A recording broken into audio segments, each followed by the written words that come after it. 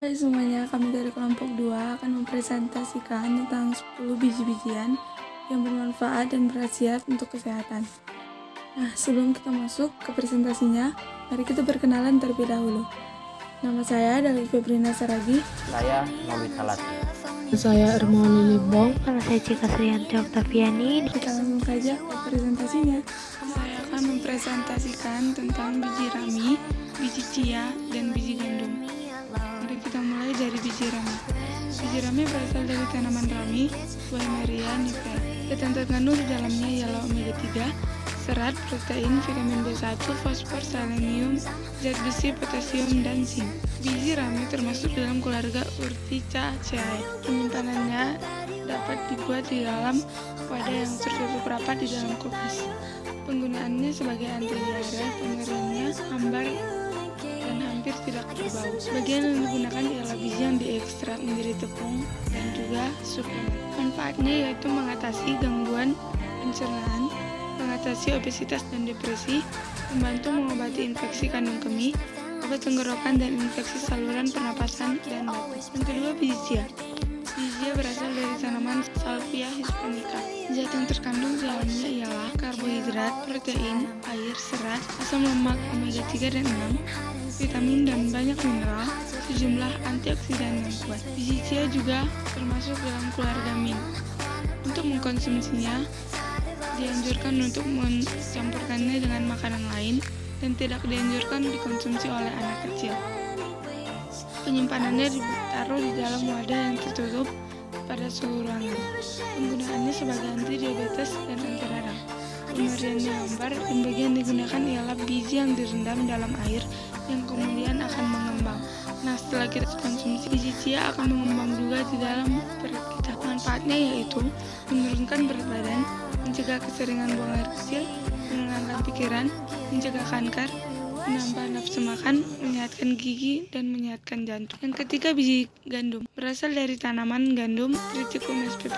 Zat yang terkandung dalamnya ialah nutrisi tinggi, asam folat, tembaga, fosfor, seng, mangan, selenium, vitamin B1, B2, B3, dan B6. Gandum juga termasuk dalam keluarga Poaceae. Penyimpanan dalam wadah yang tertutup rapat, penggunaannya untuk anti kanker, pemberian bau lemah dan hambar. Bagian yang digunakan adalah biji yang diolah menjadi tepung. Manfaat gandum: mencegah diabetes, mengatasi radang kronis, mencegah batu empedu, mencegah asma, melancarkan pencernaan, menyehatkan jantung, anti kanker payudara, dan menu diet sehat. Ini saya akan menjelaskan tentang Simplicia semen. Coffea semen atau nama lain biji kopi berasal dari tanaman Coffea robusta Leiden X. de Wildem, disebut juga Coffea senephora Pierre Expoire Variesta robusta, dan beberapa spesies kopi lain. Keluarganya adalah Rubiaceae. Zat utama atau isi: kafein, sitosterin, stigmasterin, kolin, dan zat penyamar. Kegunaan: penawar racun atau antidotum, penurun panas atau antipiretik, peluluh air seni atau diuretik, dan obat luka. Pemberian: bau aromatik khusus, rasa pahit. Bagian yang digunakan adalah biji yang disangrai dari buah masak. Penyimpanan dalam wadah tertutup baik. Cara pengolahan biji kopi yaitu: untuk cara penawar racun, pakai lebih atau kurang 5 gram biji kopi, disaring dan ditumbuk sampai halus, diseduh 1/2 air panas, kemudian disaring lalu diminum. Sebagai antiseptik atau diuretik, biji kopi hanya perlu dibuat minuman. Sebagai obat luka, biji kopi ditumbuk hingga halus, serbuk kopi kemudian ditaburkan ke bagian tubuh yang luka. Ini adalah mikroskopis dari biji kopi. Areaceae semen, nama lain biji pinang atau jamur. Nama tanaman asal Aresa catechu, keluarga Aresaceae. Zat berkhasiat utama alkaloid berupa arekolit, tanin, lemak. Khasiatnya: memperkecil pupil mata, obat cacing, antiemetik terutama cacing pita, luka, dan kudis. Pemberian: bau lemah, rasa kelat, agak pahit. Bagian yang digunakan adalah biji. Penyimpanan wadah tertutup baik. Cara pengolahan yaitu memperkecil pupil mata. Untuk hal ini, biji pinang biasanya dikunyah dan ditelan dengan air. Untuk mengobati cacing, rebuslah biji pinang yang muda hingga mendidih. Airnya kemudian dibiarkan dingin lalu disaring dan diminum. Pengobatan luka: daging buah pinang Yang masih muda ditumbuk hingga halus, kemudian ditempelkan pada bagian luka. Ini adalah gambar biji pinang, dan ini adalah mikroskopis dari biji pinang. Nama lain biji cabai, tanaman asal Capsicum annum, keluarga Solanaceae. Zat berkhasiat mengandung zat gizi untuk kesehatan seperti lemak, protein, dan karbohidrat. Khasiat: 1. Mengatasi hidung tersumbat, 2. Meredakan nyeri, 3. Meningkatkan imunitas tubuh, 4. Mencegah terjadinya penyakit jantung, 5. Membakar lemak tubuh jika dikonsumsi secukupnya. Bagian yang digunakan keseluruhan cabai seperti bijinya juga. Penyimpanan disimpan di kulkas. Yang kedua, kacang tanah.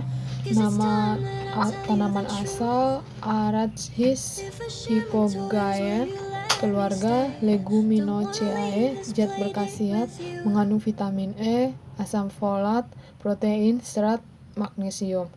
Khasiat: 1. Menurunkan berat badan, 2. Mencegah kolesterol tinggi, 3. Melancarkan pencernaan, 4. Mengelola kadar gula darah, 5. Membangun dan memperbaiki sel-sel pada tubuh. Halo teman-teman, hari ini saya ingin membagi 3 jenis biji. Yang pertama, Mangifera semen atau nama lain biji mangga. Nama tanaman asal Mangifera indica, keluarga Anacardiaceae. Kandungan minyak, protein, karbohidrat, fosfat, magnesium, natrium, dan kalsium. Khasiat: mengontrol diabetes, menurunkan berat badan, mengobati peradangan, menurunkan resiko diare. Bagian yang digunakan biji yang telah dijadikan bubuk. Penyimpanan dalam wadah tertutup baik. Waktu panen: umur panen buah mangga dipengaruhi oleh iklim dan varietas. Di Indonesia, umur panen tercapai antara 75 sampai 107 hari setelah muncul bunga. Yang kedua, Siamese semen atau biji jagung. Nama tanaman asal Siamese, keluarga Poaceae.